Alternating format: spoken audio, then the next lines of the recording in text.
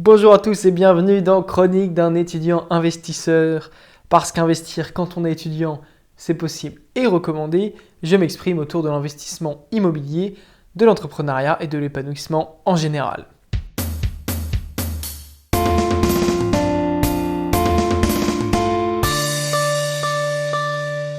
Septième épisode, les amis, c'est parti, je suis très content de vous retrouver, vous le savez encore une fois, pour l'épisode de la semaine. J'espère que vous êtes bien installés dans votre lit, en voiture, en train de faire votre sport, n'importe où en fait. Et aujourd'hui, on va un petit peu parler notamment d'entrepreneuriat. Ça va un peu faire suite à l'épisode précédent. Donc on avait vraiment parlé des 4 niveaux de richesse de Kiyosaki, on avait parlé d'entrepreneuriat, de toutes les différentes façons d'entreprendre au XXIe siècle. Et là, on va un peu plus se lancer dans se lancer vraiment, faire ce premier pas pour lancer son business, lancer son idée. Et on va un peu démystifier tout ça, vous allez voir, ça va être super intéressant. Écoutez bien jusqu'à la fin parce que je pense que c'est des conseils qu'on n'entend pas beaucoup. Et surtout, on va casser un peu des mythes, quoi. Ok, donc on commence. La première chose que je voulais dire, c'est voilà, ce mythe justement de l'idée. J'en parlais déjà un petit peu dans mon précédent podcast, mais ça vient vraiment compléter. C'est qu'en fait, il ne faut pas spécialement d'idée pour se lancer. Et c'est un peu le problème qu'on peut avoir, c'est de toujours en fait se dire ah bah moi je me lancerai quand j'aurai une idée, j'ai trop envie de devenir entrepreneur, j'ai trop envie de lancer ma boîte, mais j'ai pas d'idée. Qui a des idées ou tout ça. Et c'est ça rejoint aussi le mythe de l'autre qui disait j'ai une super idée mais je veux pas en parler, j'ai peur qu'on me la vole et tout ça. En fait, une idée elle ne vaut rien et c'est vraiment important de le comprendre. Encore plus en France et tout ça. Enfin, si on a une idée, elle ne vaut rien. Elle n'est pas comment dire commercialisable. Elle n'a pas de valeur. Donc, à part si on a des brevets qui sont très spécifiques sur une technique précise. Encore que, le plus souvent, c'est très compliqué de faire breveter donc son idée et c'est même la plupart du temps impossible. Je vous donne un exemple, l'exemple d'Amazon, bah voilà, vendre des livres en ligne. En fait, il y a des tas et des tas de personnes qui ont eu cette idée. Et c'est pas possible de poser un brevet en disant bah voilà, je vais être le seul à pouvoir vendre des livres en ligne. On comprend bien que ce n'est pas possible et donc l'idée en elle-même ne vaut rien, c'est l'application de cette idée qui vaut. Pourquoi est-ce que Amazon ça marche aussi bien? Parce que dans l'application, ils ont vraiment été très forts, tout simplement, hein, et ils en ont fait un site qui est aujourd'hui mondialement connu. Mais l'idée en elle-même, elle ne vaut rien. Si moi j'avais commencé à vendre des livres sur internet et que je m'y étais mal pris, bah voilà, ça n'aurait rien donné. Donc c'est pas tant l'idée qui est importante, c'est vraiment juste la démarche d'entreprendre. Vraiment, vous pouvez ne pas avoir d'idée et commencer. Pour ouvrir un restaurant, il ne faut pas spécialement une bonne idée, hein. À partir du moment où vous aimez cuisiner et vos plats sont bons, bah, vous ouvrez un restaurant. Alors oui, si on a un concept original, ça peut bien marcher. Par exemple, je ne sais pas, quand il y a eu tout le nouveau concept des bols qui arrivaient sur le marché, quand il y a eu à un moment tout ce qui était tacos et tout ça qui arrivait. Donc c'est des nouveaux concepts, le tacos à la française ou des choses comme ça qui peuvent effectivement bien marcher, aider à se faire mieux connaître. Mais en fin de compte, bah, peut-être que votre pizzeria préférée, c'est juste une pizzeria, tout ce qu'il y a de plus classique. Mais il fait des super bonnes pizzas, il y a toujours des bons plans, les serveurs sont super sympas, l'ambiance est super chaleureuse, vous avez envie de revenir. Et pourtant, il n'y a pas de grosse idée derrière, c'est juste une pizzeria. Donc les idées, c'est bien, mais au bout d'un moment, il faut quand même être dans le réel. Et en fait, on s'en fout un peu, pour être honnête, d'avoir la super bonne idée qui va tout révolutionner. D'ailleurs, le plus souvent, quand on a l'impression d'avoir une très bonne idée, en fait, il faut rester humble, il faut redescendre un peu sur terre, parce qu'il y a sûrement des tas et des tas de personnes qui ont déjà eu cette idée. Et quand vous avez une super idée et que vous vous dites, mais c'est pas possible, là j'ai eu l'idée du siècle, je comprends pas pourquoi ça n'existe pas, bah, posez-vous la question, pourquoi ça n'existe pas? Parce que vraiment, dites-vous, bah voilà, il y a sûrement eu déjà des dizaines et des dizaines de personnes, sûrement plus intelligentes que vous, qui ont réfléchi à cette idée-là. Donc peut-être que si elle n'existe pas, il y a peut-être aussi des raisons qui fait que bah, cette idée elle est bonne mais elle n'est pas commercialisable. On en revient à ce que je disais l'autre fois, tout n'est pas commercialisable. Peut-être que le marché n'en veut tout simplement pas. Donc voilà, prenons un petit peu aussi de recul là-dessus. Déjà, c'est très rare d'avoir une super bonne idée qui n'existe pas. Voilà, c'est vraiment des occurrences. C'est une personne sur 1 million. Quand effectivement, il y a eu l'idée du téléphone tactile qui a émergé et tout ça, ce sont effectivement des idées qui ont révolutionné totalement le monde. Mais il faut vraiment être humble et c'est très rare d'avoir ces idées-là. Posez-vous déjà la question, est-ce qu'il n'y a pas déjà des boîtes qui ont essayé de faire ce que j'ai envie de faire? Est-ce qu'il n'y a pas déjà des gens qui ont testé et qui se sont heurtés à un mur, le mur du marché? Donc voilà, prenons encore une fois un peu de recul. Si moi j'ai une super idée d'un nouveau matériau pour des vitres de voiture, Bon bah voilà, et pourquoi on ne fait pas des vitres qui sont flexibles? Ah ouais, tiens, super idée, je comprends pas. Au moins, il n'y aurait pas de risque de casse dans les accidents, ça serait génial et tout ça. Ok, bah là c'est peut-être une super bonne idée de lancer une boîte là-dedans. Maintenant, on va voir la réalité. On va parler avec des gens qui sont dans le milieu. Et bah, ils vont nous dire, bah ouais, mais bon, le jour où tu es bloqué dans ta voiture, que tu peux pas la péter pour sortir, par exemple, bah c'est très compliqué. Ou alors peut-être qu'il y a d'autres raisons que je ne connais pas, qui fait que en cas de choc, bah, en fait le fait que le pare-brise puisse se briser entre guillemets, ça absorbe beaucoup plus le choc que si c'était un bloc un peu flexible. Donc je ne sais pas du tout, hein, c'est un exemple, vous avez bien compris, moi je m'y connais pas en automobile. Mais c'est vraiment pour vous dire, voilà, ayons un peu de recul et on ne se lance pas tête baissée dans son idée. Et surtout, quand on a une idée comme ça, on en parle autour de nous le plus possible. Contrairement à ce qu'on pourrait croire qu'on va se faire voler notre idée, voilà, soyons encore une fois dans le réel. Dans la vraie vie, les gens ne vont pas tout arrêter, vont pas arrêter leur job, arrêter tous les projets qu'ils ont en cours et prendre 10 heures par jour pour copier votre projet. Vous n'êtes pas Steve Jobs, calmons-nous un petit peu, encore une fois. Parlez-en tout simplement le plus autour de vous parce que vous avez besoin de recueillir les informations de tout le monde. Alors, des personnes qui sont concernées, bien sûr. Si moi je vais voir ma grand-mère et que je lui parle de blockchain et que je lui dis que je lance une nouveauté dans la blockchain, elle va peut-être effectivement me dire que ça ne sert à rien. Par contre, parce qu'elle ne s'y connaît pas, parce qu'elle n'est pas imprégnée dans ce marché-là. Par contre, si je vais voir plein d'acteurs de la blockchain et des marchés financiers, que je leur présente cette idée-là et que tous me disent bah, c'est de la merde, bah, au bout d'un moment, il faut aussi avoir l'humilité d'accepter que peut-être que notre idée c'est de la merde, voilà, tout simplement. Donc c'était vraiment ce petit point sur les idées. Voilà, et bah, déjà, il ne faut pas forcément de bonne idée pour se lancer. On va le voir par la suite, mais tout ce qui est intéressant, c'est de se lancer en tant que tel, c'est de répondre à un problème. Mais il n'y a vraiment pas besoin d'avoir l'idée du siècle. Et même si on a l'impression qu'on a l'idée du siècle, redescendons un petit peu, vérifions qu'il n'y ait pas déjà des personnes qui aient essayé de faire cette idée. Et s'il y a eu personne qui a essayé de faire cette idée et qu'on a l'idée du siècle, dans ce cas, il faut la confronter le plus possible aux personnes qui nous entourent. Parce que c'est très très rare que des personnes arrêtent toute leur vie pour vous voler votre idée. Vraiment, ça n'arrivera presque jamais. Donc allez plutôt en parler autour de vous pour récolter le plus de réactions possible. Parce que mine de rien, le marché a toujours raison. Et si sur les 50 personnes que vous voyez, il y en a une qui vous dit c'est génial et 49 qui vous disent oh ouais, pas mal, bon, bof. Bon, bah, c'est qu'au bout d'un moment, il faut peut-être aussi se remettre en question. C'est très clair, hein, mais si votre business, vous ne pouvez pas le résumer en une phrase et qu'en une phrase, les gens sont capables de percevoir tout l'intérêt qu'il y a derrière, c'est que votre business est peut-être trop compliqué. Tout simplement parce qu'il faut rester dans la simplicité. Bon, bah voilà, une pizzeria, je fais quoi? Moi, je fais les meilleures pizzas de ma ville. Voilà, tout simplement. Tu veux venir manger chez moi? Je fais les meilleures pizzas de ma ville. Bon, bah c'est oui, c'est non. Hein, c'est facilement compréhensible. Ah, ouais, moi, je fais des instruments de musique, des guitares électriques, sauf que moi, il y a une nouveauté, c'est qu'en fait, il n'y a pas besoin de fil, c'est en Bluetooth. Je sais pas quoi. Bon, bah voilà, le concept, il est très clair. Ah ouais, toi tu fais quoi dans ta startup? Ah bah moi c'est tout simple, je révolutionne totalement la façon dont on voit les vélos, où je fais des usinages en une seule pièce, comme ça le vélo, il y a beaucoup de moins de risques de casse ou je sais pas quoi. Bon bref, je dis n'importe quoi, vous avez compris. Mais c'est toujours très simple normalement de présenter une bonne idée. Si votre superbe idée, vous avez l'impression que c'est l'idée du siècle, mais vous êtes incapable de la présenter en moins de 3 minutes, bon bah au bout d'un moment c'est trop compliqué, ça va être compliqué de convaincre les gens et puis ça risque de se péter la gueule. Bon, si vraiment vous voulez absolument avoir une idée, parce que je vous ai déjà dit, il n'y a pas forcément besoin d'idées. Bon, mais si, on peut quand même essayer de passer par un petit processus pour se dire, bon bah, j'ai quand même envie de me lancer et tout ça, et moi je veux une idée, j'y tiens, je veux avoir un projet qui me tient à cœur. Dans ce cas, ce qu'on pouvait faire, c'est plutôt partir des problèmes, tout simplement, qui existent aujourd'hui. Parce que ce sera toujours plus intéressant d'avoir des problèmes qui vous touchent vous, plutôt que des problèmes qui touchent d'autres personnes. Même si ça peut marcher, le mieux c'est de partir de vous et de vous dire, bah, qu'est-ce qui aujourd'hui m'énerve dans ma vie au jour le jour? Qu'est-ce qui m'énerve? Tout simplement. Donc, je sais pas, qu'est-ce qui m'énerve? Purée, ça me saoule. Le matin, tous les matins, mon bol, quand je sors du micro-ondes, il est brûlant. Vraiment, j'en peux plus, quoi. C'est insupportable de ne pas savoir si le bol il est trop chaud ou trop froid. Ok, bon, bah, qu'est-ce qu'on fait pour répondre à ça? Bah, peut-être qu'on va faire un nouveau micro-ondes, sauf que le micro-ondes, il va être trop bien parce qu'en fait, il va avoir un thermomètre à l'intérieur qui nous donne la température en temps réel de ce qui est en train de cuire. Bon, je sais pas, c'est peut-être une idée pourrie que je viens de dire. Ou ça se trouve d'ailleurs, c'est une super bonne idée, je sais pas. Mais vous voyez l'idée, on part du problème et ensuite on dit comment on essaie d'y répondre. Et c'est là où on voit que par exemple, cette histoire de micro-ondes, peut-être qu'effectivement ça répond à un problème, mais là il faut se dire toujours, est-ce que ce problème-là, il est suffisamment important pour que les personnes qui l'ont soient prêtes à payer pour ne plus l'avoir? Bon, là, la question du lait qui est trop chaud le matin, bon.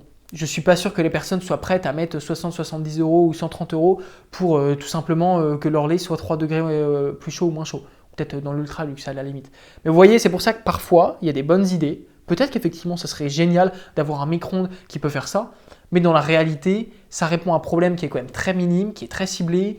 Et peut-être que les coûts pour intégrer un thermomètre infrarouge ou je ne sais pas quoi à l'intérieur du micro-ondes, ça va coûter 300 euros. Et en fait, là, on se rend bien compte qu'on se heurte à une problématique. C'est pour ça que je vous disais, on peut avoir des très bonnes idées. Effectivement, que ce serait peut-être génial d'avoir ça et d'avoir vraiment le lait à la parfaite température. Mais dans la réalité, peut-être que les coûts aujourd'hui de cette technologie-là sont trop élevés. Donc peut-être qu'il faut attendre, que ce n'est pas le bon timing. C'était peut-être une bonne idée, mais pas au bon timing. Ou peut-être que c'est une bonne idée, mais le problème n'est pas assez important pour que les personnes aient envie de payer pour ne plus avoir ce problème-là. Donc c'est toujours ça, c'est cette idée de est-ce que mon idée est commercialisable et malheureusement, c'est peut-être une bonne idée, mais peut-être qu'elle ne l'est pas. Mais vous voyez vraiment cette idée de partir du problème. Qu'est-ce qui, moi, aujourd'hui, m'énerve dans ma vie? Ok, je vais vous prendre l'exemple avec Rentatest, puisque avec Thibaut, vous le savez, nous avons fondé rentatest.fr, le lien est disponible dans la description. C'est un simulateur immobilier totalement gratuit, très rapide, vraiment adapté aux investisseurs, parce qu'on est parti de la problématique on est investisseur. On a besoin très vite de savoir si un bien est rentable ou pas pour du locatif, d'avoir une vision sur les impôts qu'on va payer en fonction du régime fiscal, d'avoir des infos sur le crédit, sur le cash flow, sur la rentabilité nette. On ne parle pas là en rentabilité brute et tout ça. Nous, on voulait du concret. On n'en pouvait plus de toutes ces simulations qui nous donnent des chiffres en brut, mais ça ne veut rien dire du tout le brut. Moi, j'en ai rien à foutre du brut. Je veux savoir combien je touche d'argent à la fin du mois avec mon bien locatif. Donc, on a créé ce simulateur-là. Peut-être qu'il y en avait qui existaient, qui étaient payants. Nous, on a voulu le rendre gratuit. Il y en avait peut-être qui existaient, qui n'étaient vraiment pas intuitifs. C'était un énorme tableau de bord avec des boutons dans tous les sens. Nous, on a voulu remettre l'expérience utilisateur au centre.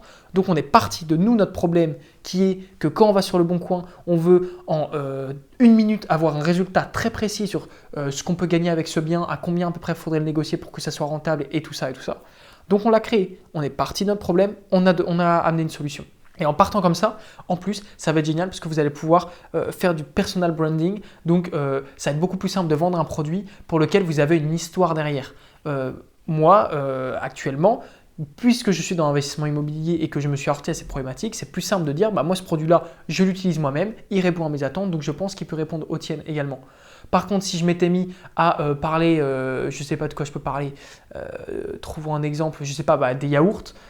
Bon, moi, je n'ai pas spécialement d'histoire avec les yaourts. Donc, finalement, lancer une idée dans les yaourts, ça va être compliqué d'avoir de l'audience parce que moi-même, je n'ai pas forcément la légitimité de parler de yaourts. Alors que peut-être que si jamais j'avais fait déjà 6 ans dans un grand groupe de yaourts, j'avais vu des problématiques qui m'énervaient et que j'en sortais, que je montais ma boîte et que je disais maintenant, je connais le monde des yaourts et moi, je peux vous dire, il y a ce problème-là qui est insupportable et toutes les personnes qui mangent des yaourts autour de moi, elles en parlent, j'y réponds à ce problème. Là, j'aurais été légitime pour en parler. C'est toujours bien d'avoir quand même une part de légitimité et de parler de problèmes qui nous touchent. Parce que tout simplement, vous allez plus pouvoir impacter le monde qui vous entoure. Donc, partez du problème.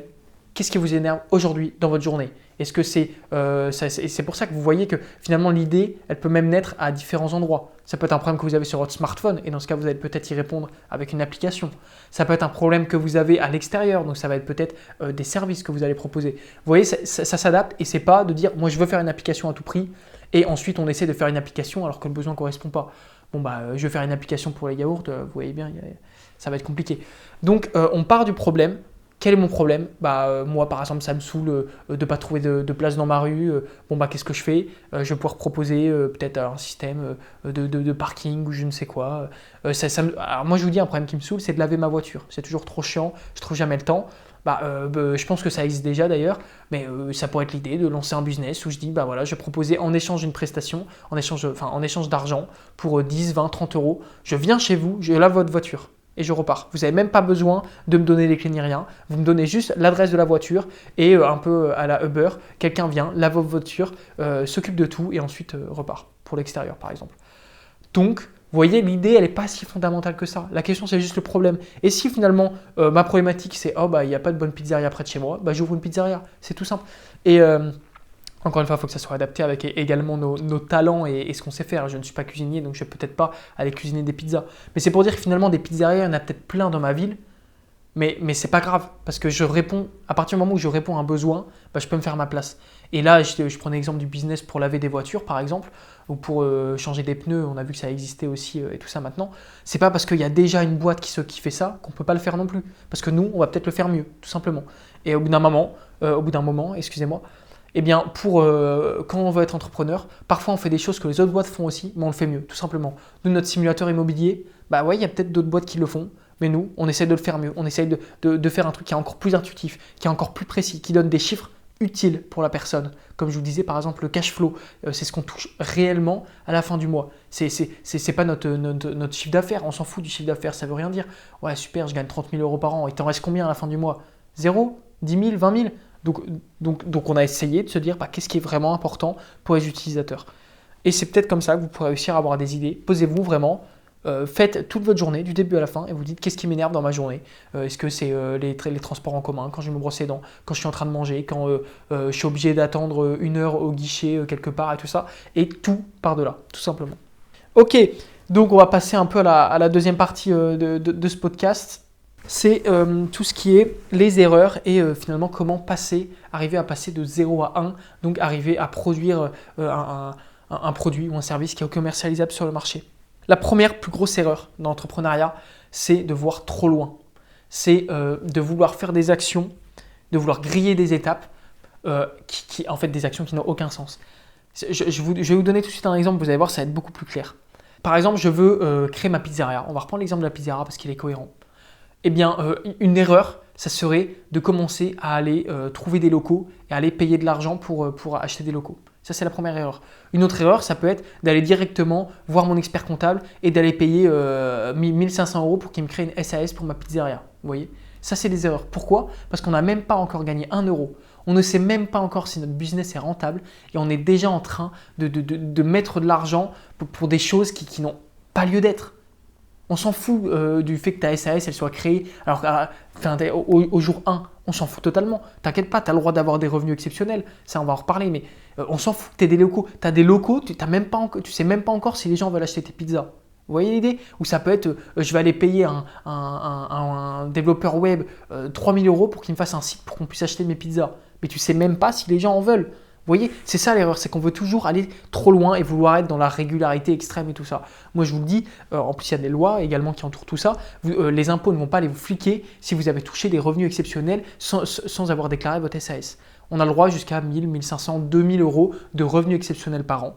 Donc déjà, vous allez commencer par faire des pizzas. Et quand vous commencerez à les vendre et que vous commencerez à avoir 1 500, 2 000 euros de revenus, là, vous allez vous dire, je vais utiliser cet argent-là pour créer une SAS, pour avoir une structure fiscale qui entoure un petit peu mon projet. Mais ça ne doit pas être la première chose qu'on fait, ça n'a pas de sens. Parce que vous allez faire ça, et puis si finalement personne veut de votre pizza, vous allez vous retrouver avec une SAS que vous allez devoir fermer, avec des frais comptables et compagnie, alors que finalement, personne n'en veut.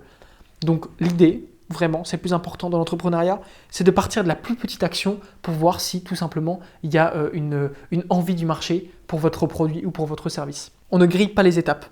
On ne va pas trop vite, on ne va pas louer des locaux alors qu'on ne sait même pas si les personnes veulent de nos pizzas. Donc déjà, ce qu'on va faire, c'est faire des pizzas chez nous, tout simplement. Et si déjà notre femme ou nos enfants ou nos amis, ils n'aiment pas nos pizzas, ça va être compliqué après de vouloir que les autres les aiment. On doit avoir le soutien de ses proches en premier lieu. Donc si on fait des pizzas et que vraiment ça fait 1 an que les gens disent, mais franchement, à chaque fois qu'on vient chez toi que tu nous fais des pizzas, c'est délicieux, mais vraiment, là on se dit, ah ouais, c'est cool quoi. Parce qu'il y a vraiment une envie. Donc on va aller un peu plus loin. On va commencer à en ramener en soirée à droite à gauche. Oh purée, là les gens vont se dire, mais Grégoire quand il ramène ses pizzas, c'est le feu quoi. On adore tes pizzas mec, franchement. Et puis là on va discuter dans la soirée. Et puis un mec qui va nous dire, écoute, moi je fais une soirée le week-end prochain, j'ai 70 personnes. Est-ce qu'on peut s'arranger? Je te paye 100, 150 euros et en échange tu me fais 10-15 pizzas pendant la soirée.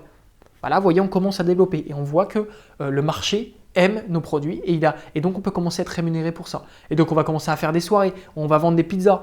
Et ensuite, peut-être qu'il y a un moment où on va créer une page Facebook ou une page Instagram. On va dire, voilà, là je suis à un stade où j'ai déjà fait quelques soirées, les gens aiment bien. Je me dis, je vais essayer. Donc je fais juste une page Facebook et je vais dire, voilà, je vends des pizzas. Vous pouvez les commander au numéro de téléphone. Et ça ne sert même pas à rien de commencer à se mettre avec Uber et tout ça. Pour l'instant, vous faites au numéro de téléphone et vous les livrez vous-même. C'est le début. Donc voilà, vous pouvez prendre peut-être qu'une ou 2 commandes par soir, effectivement, vous le faites le soir en rentrant du boulot et vous dites, voilà, je vends des pizzas. Et une fois que vous allez voir que ça marche bien, là, vous allez pouvoir commencer à créer une SAS. Là, vous allez pouvoir commencer à vous dire, ma cuisine, elle commence à être trop petite parce que là, j'ai des commandes tous les soirs et j'ai besoin de locaux. Mais j'ai déjà de l'argent qui est rentré, donc je vais pouvoir investir dans des locaux avec l'argent qui a été rentré. Vous voyez? Et donc, c'est pas du tout pareil que de dire, j'ai investi de l'argent de ma poche pour une pizzeria. C'est plutôt de dire, c'est un peu le premier produit.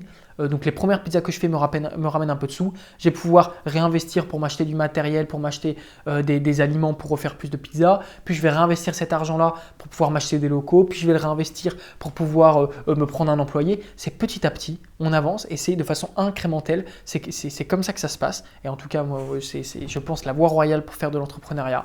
C'est petit à petit et à chaque fois, les retours sur investissement, je les utilise pour grossir encore plus. C'est une loi très connue en tout cas dans l'entrepreneuriat. Je ne sais plus exactement comment ça s'appelle cette loi, la loi de Révélio je crois, il me semble. C'est de dire, donc j'ai une boîte qui va faire des bénéfices. Tous les bénéfices là, je vais les réintégrer dans la boîte. Donc par exemple, j'ai ma boîte, je fais 10 000 euros de chiffre d'affaires, je réintègre ces 10 000 euros là pour faire grossir ma boîte. Ensuite, ça va me reproduire encore plus de bénéfices. Tous ces bénéfices-là, je vais les utiliser ensuite pour acheter des actifs pour l'entreprise et c'est les intérêts de ces actifs-là qui vont me payer. Donc vous voyez, c'est très compliqué, mais je gagne 10 000 euros, je réinvestis ces 10 000 euros-là dans des plus grands locaux, dans du matériel et tout ça. Je vais faire 20 000 euros par exemple de bénéfices. Ces 20 000 euros de bénéfices-là, je vais en remettre par exemple 10 000 pour faire grossir la boîte et je vais en mettre 10 000 autres pour acheter des actions par exemple en bourse. Et c'est les intérêts de ces actions-là en bourse que je vais pouvoir me permettre de me prendre en dividende. C'est-à-dire qu'il ne faut pas se payer trop vite. Si on veut que notre business y grossisse, on ne peut pas se permettre que dès qu'on a 1000, 2000 euros de revenus qui arrivent, de pouvoir se les prendre pour s'amuser, pour faire le kéké, pour aller en soirée, pour s'acheter une voiture. Parce que si on fait ça, notre business il va rester tout petit, notre pizzeria elle va rester petite pizzeria de 10 mètres carrés au fin fond de la rue dans laquelle personne ne passe. Alors que si à chaque fois on réinvestit continuellement l'argent qui est gagné pour s'acheter soit des plus grands locaux, pour l'investir dans l'entreprise et également pour s'acheter des actifs pour l'entreprise, donc typiquement, ça peut être de l'immobilier, ça peut être des actions et c'est les intérêts de ces actions-là qui vont pouvoir me payer. Donc c'est plus long terme, effectivement, mais je peux vous assurer que sur le long terme, parce qu'on est là pour durer longtemps, votre boîte va continuer à grossir et vous allez pouvoir vous payer petit à petit. Et c'est la règle de ne pas vouloir se payer trop vite. Si vous voulez vous payer beaucoup plus vite, il y a le salariat, il y a des choses comme ça. Chose qu'en entrepreneuriat, c'est bien de voir plutôt long terme et de dire mon but c'est de faire grossir la société avant tout. Et d'ailleurs, fiscalement, le but du gérant de la société, c'est de tout faire pour que la société soit en bonne santé. Donc si le gérant se paye énormément et ne réinvestit pas l'argent, d'ailleurs, il va avoir un petit problème au niveau des impôts et on risque de vous le reprocher plus tard. Parce que si la société se pète la gueule, on va vous dire, attendez, vous êtes censé concourir au bien-être de la société et vous n'êtes pas censé prendre tout cet argent pour vous payer, pour vous faire des gros restos. Donc, c'est vraiment, à mon avis, la vision qu'on doit avoir de petit à petit, je vais avancer, je vais utiliser cet argent pour le réinvestir, etc. etc. Une erreur aussi très importante, c'est de ne pas tout plaquer pour quelque chose qu'on n'a pas testé. Et ça rejoint vraiment ce que je disais aussi dans le dernier podcast et là à l'instant, on commence par de l'entrepreneuriat en plan B. On commence par mesurer l'envie du marché en plus de ce que l'on fait actuellement. Donc si je suis salarié, je vais faire mes pizzas le soir et le week-end. Et ça serait vraiment bête de dire du jour au lendemain « Ah ça y est, moi le salariat, j'en ai marre. Et ça y est, je plaque tout, je décide du jour au lendemain de tout arrêter, je me lance dans ma pizzeria à fond. » Ouais, mais encore une fois, si ça marche pas, qu'est-ce qui se passe? Parce que là, tu as peut-être quand même une famille, tu as peut-être quand même des crédits à payer. Et si tu lâches tout, tu vas te péter la gueule. Donc on se met en plan B, on commence à investir petit à petit à côté de ce que l'on fait. On entreprend à côté les soirs, les week-ends. Le jour où les soirs et les week-ends, on gagne plus que ce que l'on gagnait dans le salariat. Là, on peut commencer à se dire, ok, je vais passer à mi-temps, je vais totalement stopper mon job actuel pour me mettre à plein temps dans cette pizzeria. Je vais acheter des locaux, etc. etc. Je pense que l'exemple de la pizzeria, il est très parlant parce que vous voyez bien que ça peut se mettre pour n'importe quoi. Et c'est sûr qu'il y a des secteurs d'activité où c'est plus compliqué d'avoir des retours sur investissement immédiat. Parce que ça va être plus long forcément. Et dans ce cas-là, peut-être qu'on peut aller chercher de l'argent dans les banques qui prêtent aux startups, BPI et tout ça, faire des levées de fonds. Moi, je pense en tout cas que par excellence, c'est vraiment les retours sur investissement qui doivent faire grossir la boîte le plus possible. Et après, il y a également tout ce qui est levée de fonds. Donc là, c'est plus quand on va avoir des groupes à fort potentiel de croissance, des startups, on va parier, faire rentrer des investisseurs avec des sorties possibles. Et ça va vraiment faire grossir et nous donner un coup de boost. Parce que c'est vrai que parfois, on a quand même un peu une sorte de plafond de verre. Pour dépasser ce plafond de verre, pouvoir avoir des investisseurs qui croient en notre boîte, qui investissent en nous, ça aide évidemment à percer ce plafond de verre. Et puis, je pense que je vais conclure sur vraiment l'importance de donner avant de recevoir.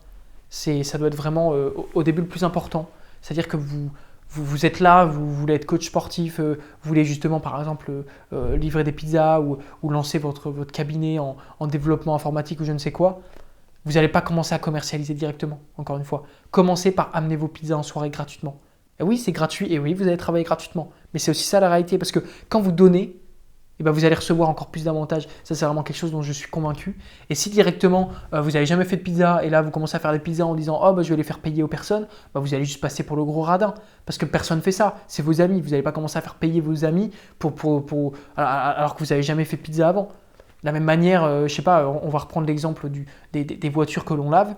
Bah, pour commencer, ça peut être bien de proposer déjà à ses amis de dire bah, voilà, je viens laver gratuitement ta voiture, est-ce que ça te dit? Puis là déjà, ça permet encore une fois de se mesurer au marché. On ne va pas aller trop vite dans la commercialisation. Vous voyez, vous êtes coach, vous n'avez pas directement dit à vos amis, bah, allez, je vais te faire payer 60 € la séance, quoi. Non, on commence par coacher gratuitement.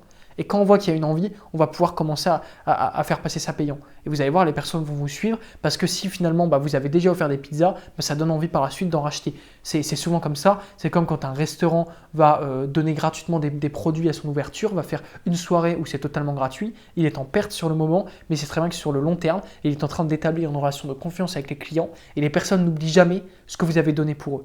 Donc vraiment, toujours donner avant de recevoir. Vous voulez ouvrir votre coaching par exemple, bah, vous allez proposer sur LinkedIn, vous allez dire bah voilà, j'offre une séance là jusqu'à la semaine prochaine. Tous ceux qui bookent une séance maintenant, elle est offerte. Voilà, tout simplement. Normalement, ça coûte 40 €. Moi, je vous l'offre. Je vous fais un mois où c'est 100% gratuit. Et comme ça, vous verrez.